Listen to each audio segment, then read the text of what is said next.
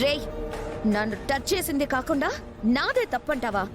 నాతో ఆటలేంట్రా పొక్కోడి.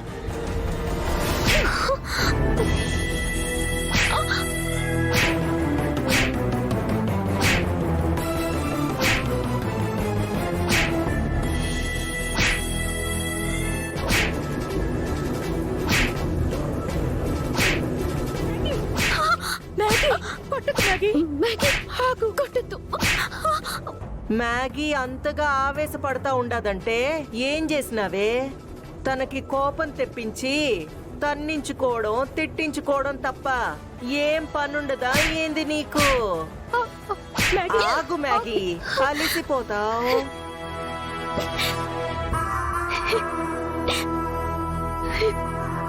నువ్వు పో అమ్మీ.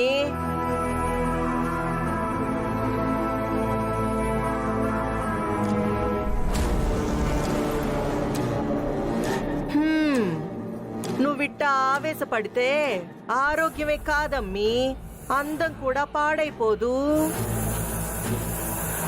అయినా ఆ అమ్మిని ఎందుకు కొట్టినావు?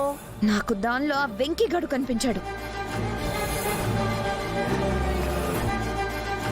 అయితే అది దెబ్బలు తినడంలో తప్పే లేదు.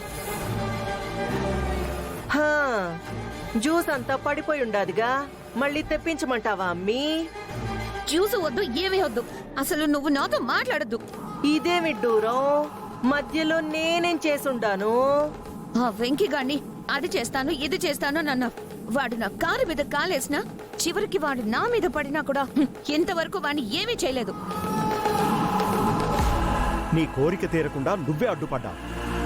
సరిగ్గా సమయానికి నువ్వు రాకుండా ఉంటే ఫ్యాక్టరీకి సెలవిచ్చేవాళ్ళం.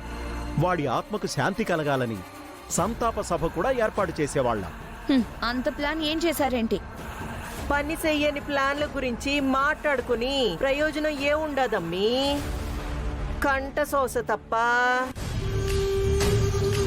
ఫ్యాక్టరీలో తప్పించుకున్నవాడు రేపు ఊరందరి ముందు తలొంచుకునేలా చేసే ఆరిపోయిన నీ మొహంలో ఆనందాన్ని వెలిగిస్తానుగా.